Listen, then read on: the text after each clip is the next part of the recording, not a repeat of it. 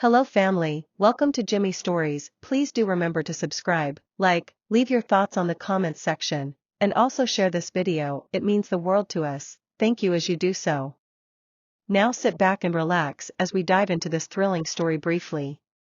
Martha worked quietly in the corner of the grand mansion, scrubbing the already gleaming tiles of the kitchen floor. The sound of her brush scraping against the floor echoed faintly, drowned by the lively chatter of her co-workers at the other end of the room. She preferred to keep to herself, her presence barely noticed by anyone in the house.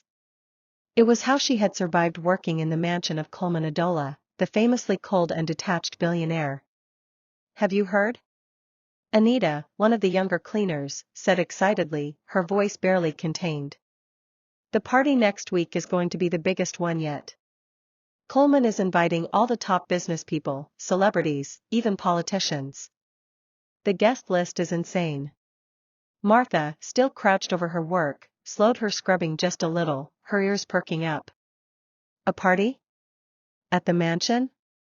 She'd seen the grand dining halls and ballroom before, massive spaces adorned with sparkling chandeliers and gold-trimmed decor. She couldn't imagine what they would look like filled with wealthy, glamorous people. "I heard they're flying in a DJ from South Africa," another coworker, Bola, added. "And the catering? Top chefs from Paris. I bet even the waiters will be wearing tuxedos." The women burst into laughter, clearly imagining a world far beyond their reach. Martha straightened her back slightly and leaned against the wall, pretending to stretch while she continued listening. Parties like that were something she'd only seen in magazines or on TV. It wasn't a world she belonged to. We can't even sneak and peep." "Oh," Anita sighed, shaking her head. "You know security will be tight. Coleman doesn't even notice us cleaners unless we make a mistake. Imagine us standing there, looking anyhow." They all laughed again, but Martha didn't join in. Anita wasn't wrong. To Coleman Adola, the billionaire owner of this luxurious mansion, they were invisible. He rarely spoke to the staff and certainly never paid attention to Martha. But as fate would have it, Coleman himself walked into the kitchen just then, his sharp, tailored suit emphasizing his commanding presence. The air in the room shifted instantly. The chatter died down as everyone straightened up, suddenly looking busy. Martha quickly bent over, pretending to scrub harder. Coleman's cold, piercing gaze swept over the room, as if daring anyone to waste a second of his time. "Good afternoon, sir," Anita greeted nervously, her voice shaky. Coleman gave a curt nod, walking past them without a word. He opened the refrigerator, retrieved a bottle of water, and turned toward the doorway. Before stepping out, his eyes briefly landed on Martha, crouched in her corner, and something about her hunched figure caught his attention. "What's the noise about?" Coleman asked, his tone sharp but not loud. "And nothing, sir," Bola stammered. "We were just discussing, the party you're hosting, sir." Coleman raised a brow. "Really? And what does a party have to do with cleaners?" There was an awkward silence. No one dared respond, not even Anita, who was usually quick with her words. Martha kept her eyes glued to the floor, hoping she could disappear into it. Then Coleman's gaze shifted to Martha again. Something about her quiet demeanor seemed to amuse him. His lips curved into a faint, almost mocking smile. "You," he said, addressing her directly. Martha's heart skipped a beat, and she slowly looked up, confused. "Do you want to attend the party?" Martha froze. Was he talking to her? She glanced around, unsure, but everyone was staring at her now. She felt her cheeks heat up. "Sir," she managed to whisper, her voice barely audible. "I said, do you want to attend the party?" Coleman repeated, his tone sharper this time. There was a faint smirk on his face, and Martha realized he wasn't serious. It was a sarcastic jab, meant to embarrass her in front of the others. I don't think," she stammered, unsure how to respond. "Oh, come on," Coleman interrupted, his voice dripping with mockery. "Why not? You're part of the staff, aren't you? You should see how the other half lives, just for one night." The room was dead silent. Martha's co-workers exchanged shocked glances, unsure whether to laugh or remain silent.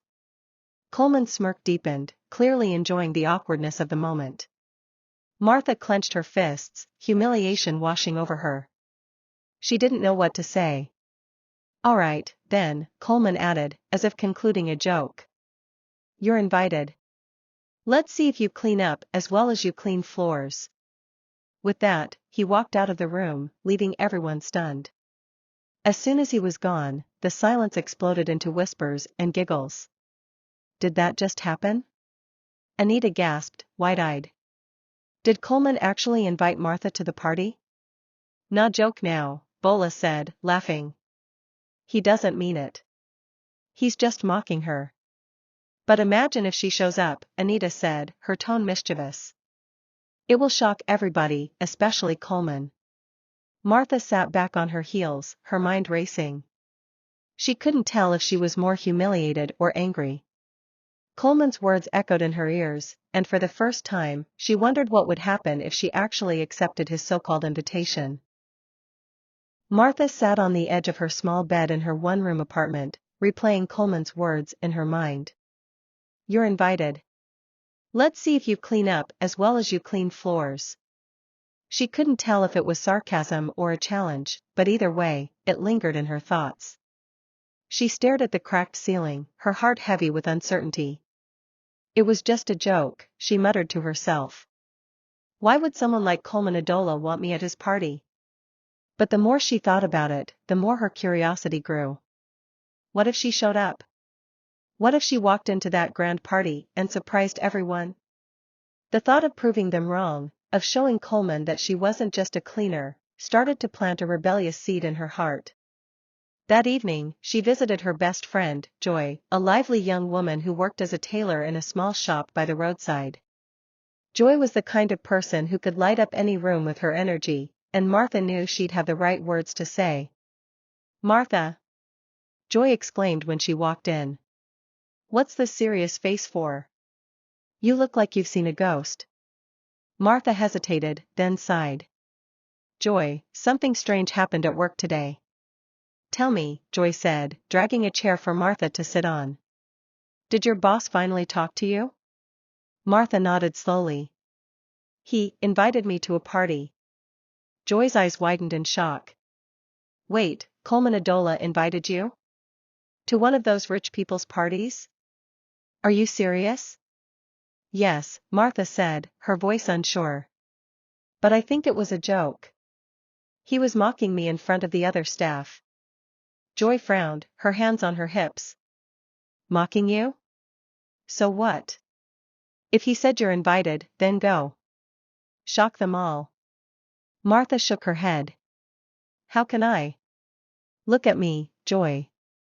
I don't have the money for fancy clothes, or the confidence to stand in a room full of rich people." Joy grabbed her by the shoulders. "Martha, listen to me. You're beautiful, smart, and capable. Don't let anyone make you feel small.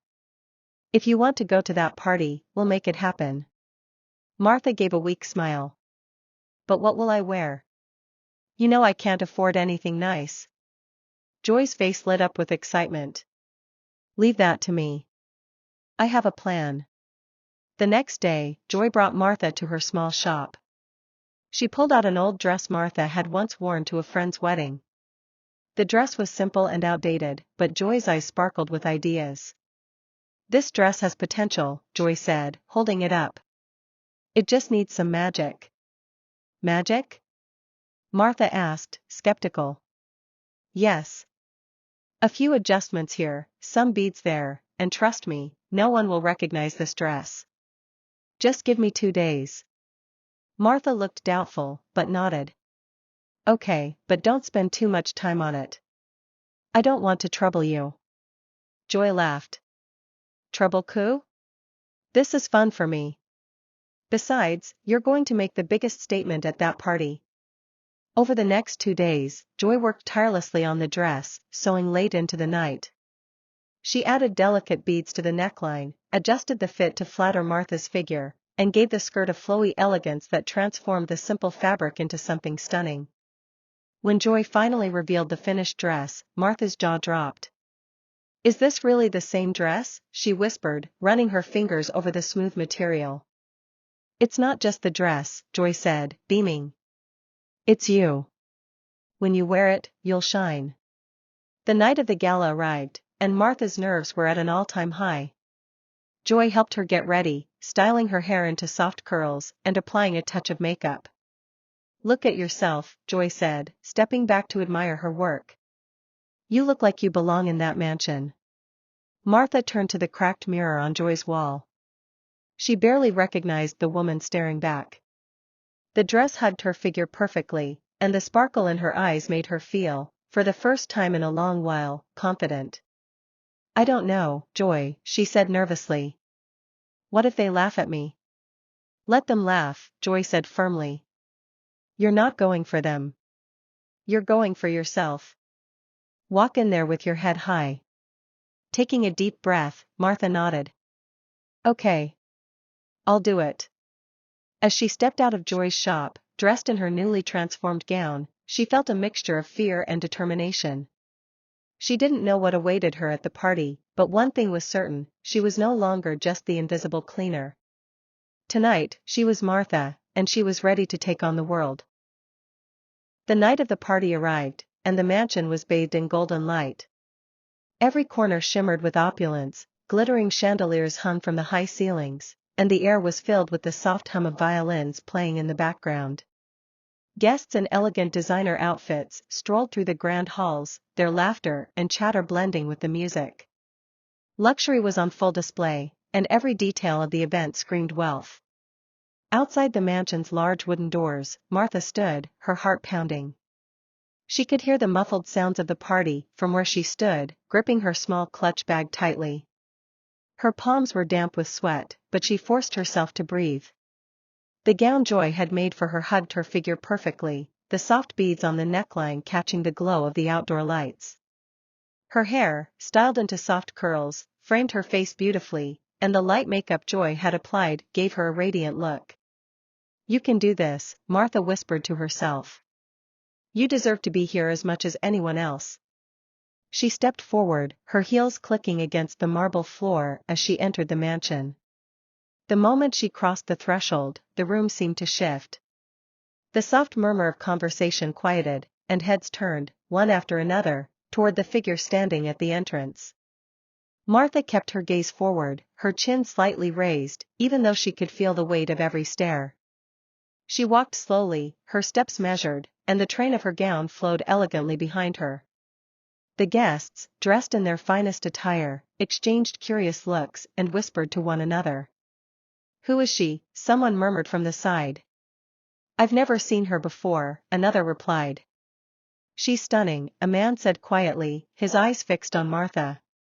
"Is she a new socialite?"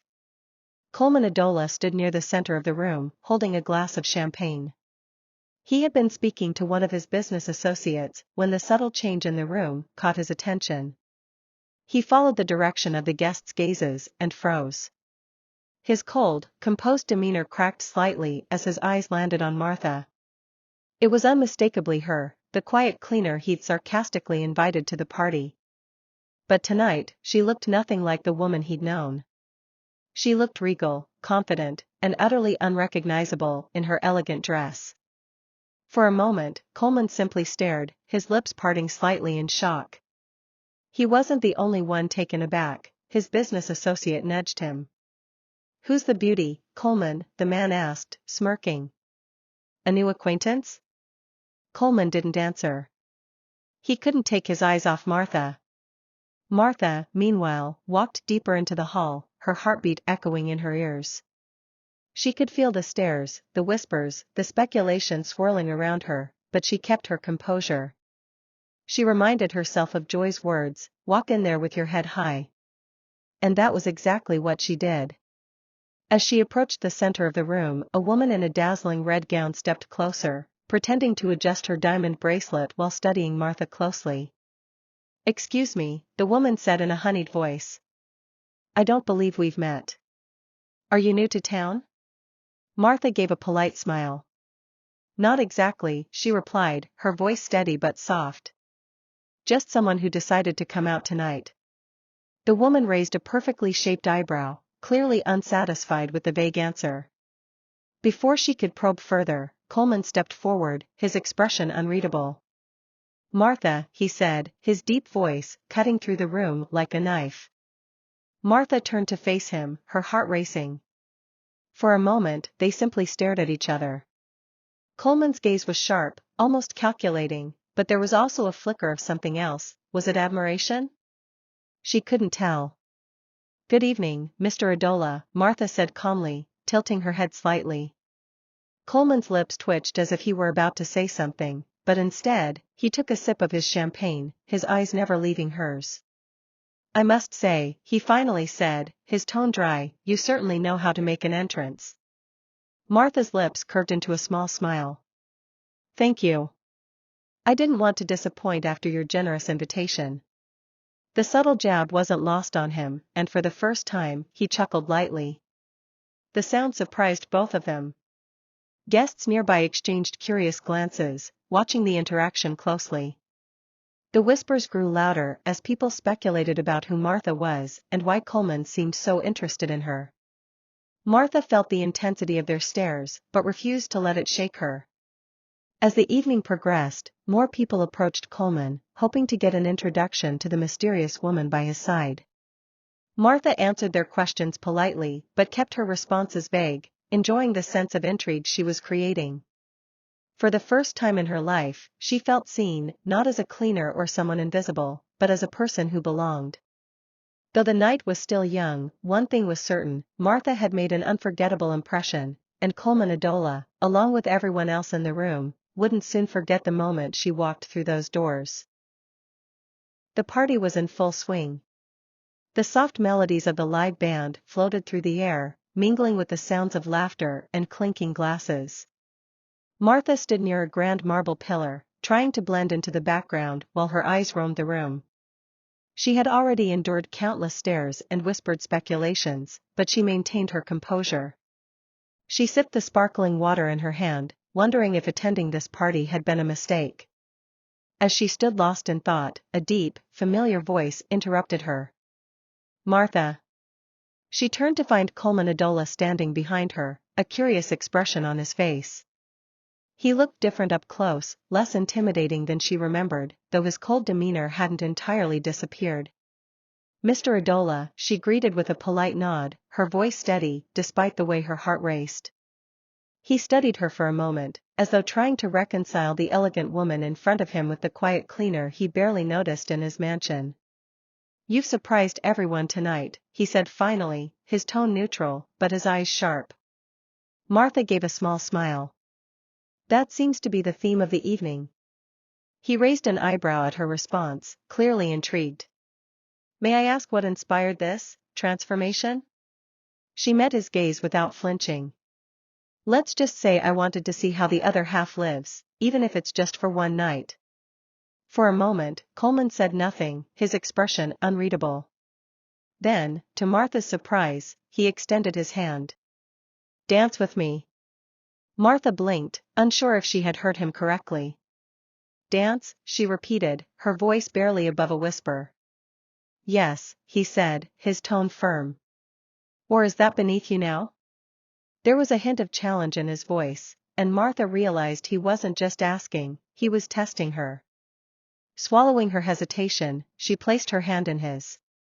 His touch was firm and warm, sending a jolt of nerves through her. Coleman led her to the center of the ballroom, where the band began to play a slow, graceful tune. The murmurs around the room grew louder as the other guests watched the billionaire and the mysterious woman take the floor. Coleman placed a hand lightly on her waist, guiding her movements with surprising ease. Martha followed, matching his steps as they swayed to the rhythm. Despite her nerves, she found herself relaxing into the dance. "You dance well," Coleman remarked, his voice low enough that only she could hear. Martha met his gaze, her lips curving into a faint smile. "Thank you. But I doubt dancing was on the list of qualifications when I was hired to clean your floors."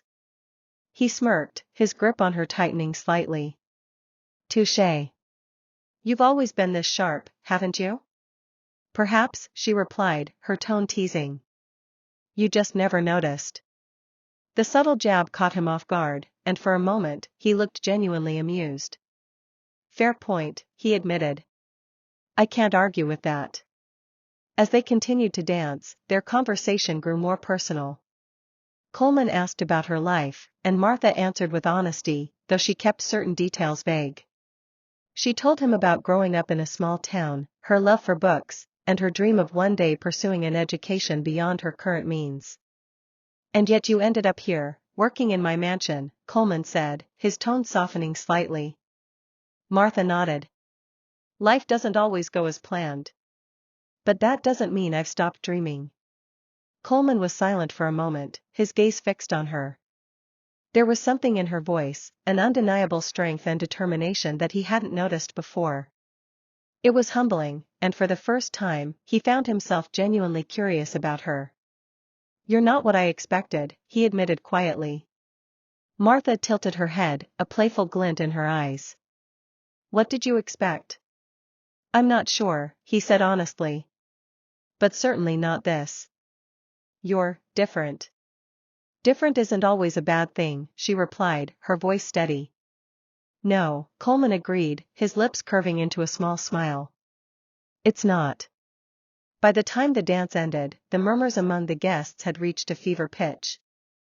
It wasn't just the sight of the billionaire dancing with an unknown woman that had captured their attention, it was the way he looked at her, as though he was seeing her for the first time. Martha stepped back as the music faded, her hand slipping from Coleman's grasp. Thank you for the dance, Mr. Adola, she said, her tone polite but firm. Thank you, he replied, his voice unusually warm. For reminding me that people can surprise you. Martha nodded, turning to walk away. But as she moved through the crowd, she could feel his eyes following her, and for the first time, she realized that she had truly made an impression on the untouchable Coleman Adola. The party was in full swing. The soft melodies of the live band floated through the air, mingling with the sounds of laughter and clinking glasses. Martha stood near a grand marble pillar, trying to blend into the background while her eyes roamed the room. She had already endured countless stares and whispered speculations, but she maintained her composure. She sipped the sparkling water in her hand, wondering if attending this party had been a mistake. As she stood lost in thought, a deep, familiar voice interrupted her. Martha. She turned to find Coleman Adola standing behind her, a curious expression on his face. He looked different up close, less intimidating than she remembered, though his cold demeanor hadn't entirely disappeared. Mr. Adola, she greeted with a polite nod, her voice steady, despite the way her heart raced. He studied her for a moment, as though trying to reconcile the elegant woman in front of him with the quiet cleaner he barely noticed in his mansion. You've surprised everyone tonight, he said finally, his tone neutral, but his eyes sharp. Martha gave a small smile. That seems to be the theme of the evening. He raised an eyebrow at her response, clearly intrigued. May I ask what inspired this transformation? She met his gaze without flinching. Let's just say I wanted to see how the other half lives, even if it's just for one night. For a moment, Coleman said nothing, his expression unreadable. Then, to Martha's surprise, he extended his hand. Dance with me. Martha blinked, unsure if she had heard him correctly. Dance, she repeated, her voice barely above a whisper. Yes, he said, his tone firm. Or is that beneath you now? There was a hint of challenge in his voice, and Martha realized he wasn't just asking, he was testing her. Swallowing her hesitation, she placed her hand in his. His touch was firm and warm, sending a jolt of nerves through her. Coleman led her to the center of the ballroom, where the band began to play a slow, graceful tune. The murmurs around the room grew louder as the other guests watched the billionaire and the mysterious woman take the floor. Coleman placed a hand lightly on her waist, guiding her movements with surprising ease. Martha followed, matching his steps as they swayed to the rhythm. Despite her nerves, she found herself relaxing into the dance. You dance well, Coleman remarked, his voice low enough that only she could hear. Martha met his gaze, her lips curving into a faint smile. Thank you. But I doubt dancing was on the list of qualifications when I was hired to clean your floors.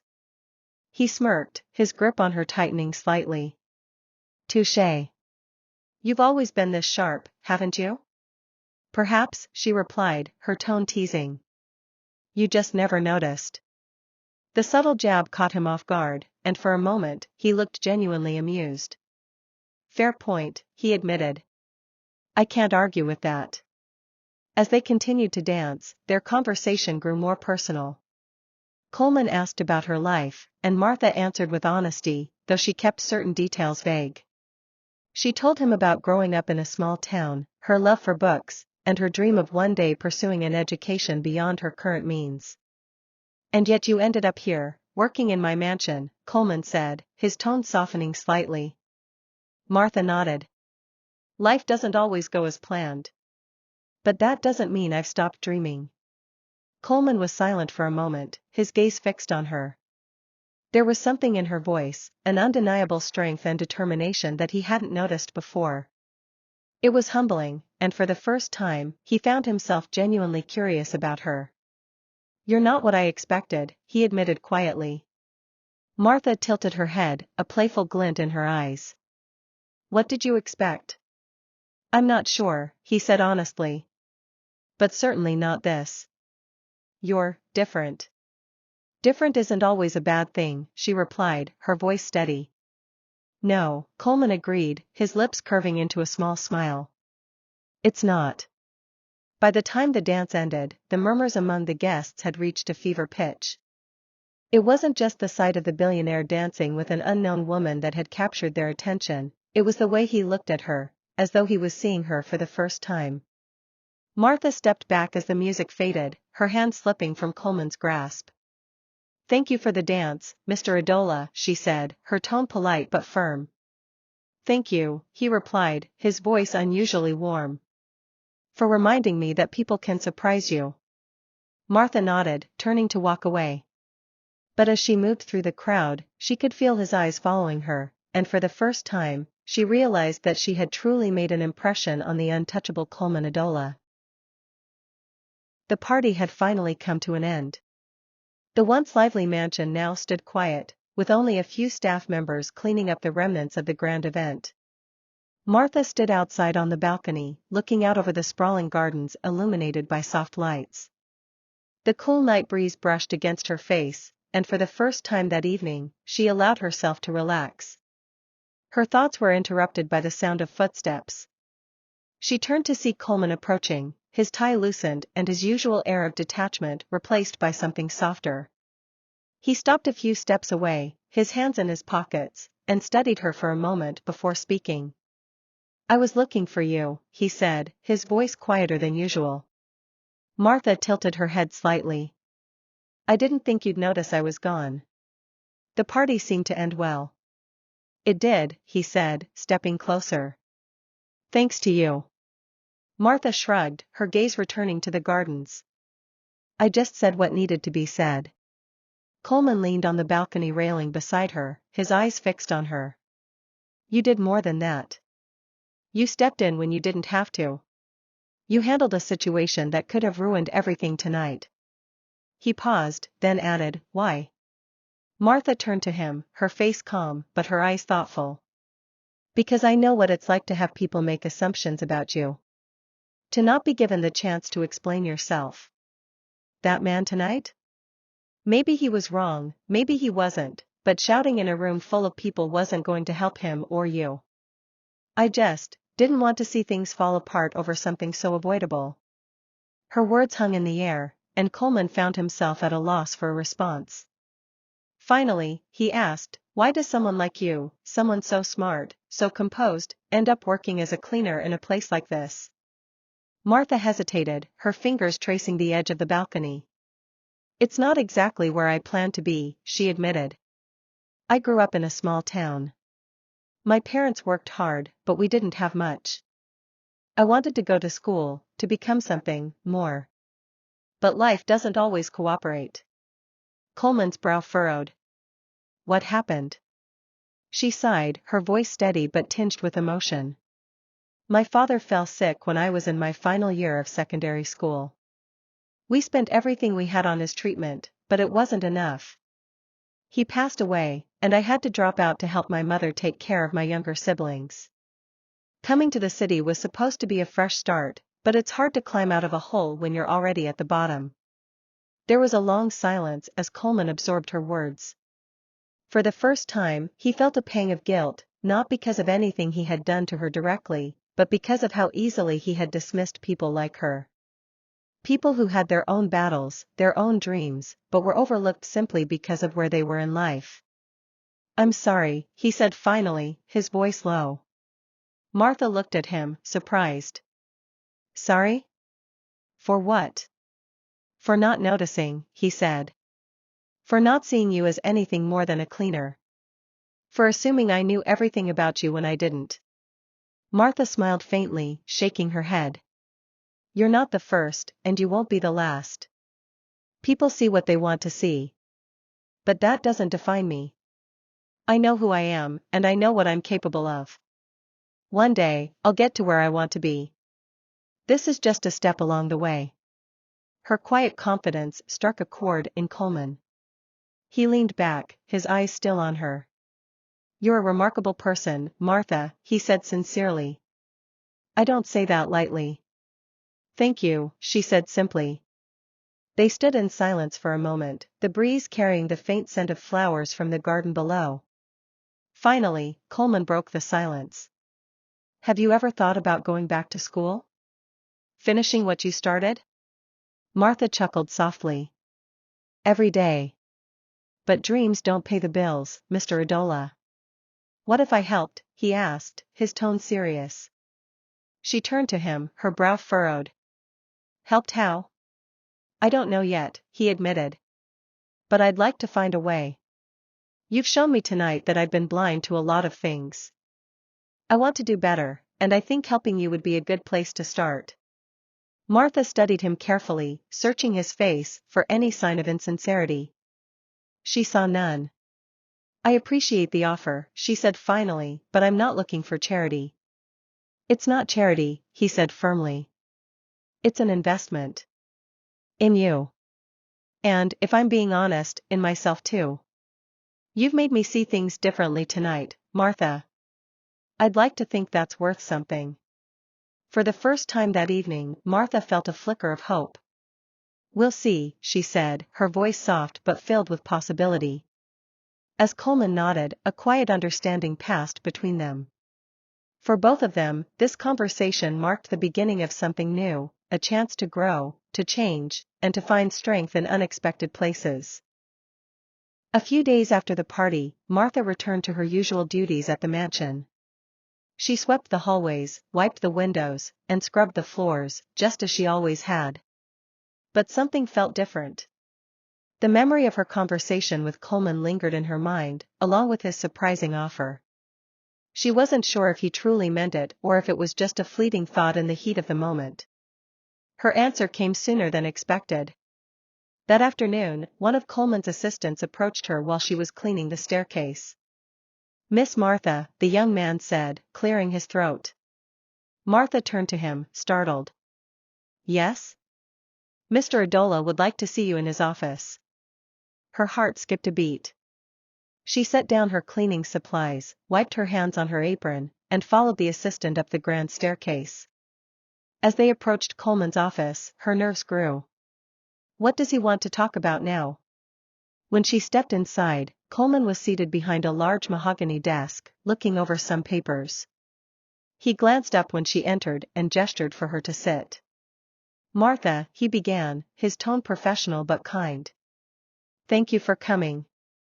I wanted to speak with you about something important." She sat cautiously on the edge of the chair, her hands folded neatly in her lap. "Yes, Mr. Adola?" He leaned forward, resting his elbows on the desk. "I've been thinking about what you told me the other night. About your dreams, your struggles, and how life has held you back. I want to help change that." Martha frowned slightly. "Help how?" "I've set up a scholarship in your name," he said plainly. "It will cover your tuition and living expenses if you decide to go back to school and pursue your education. On top of that, I'd like to offer you a new position in the company, something more suited to your potential. It won't be an easy road, but I believe in your capabilities. Martha's mouth fell open in shock. For a moment, she didn't know what to say. You're serious? Completely, he said, his gaze steady. This isn't about charity, Martha.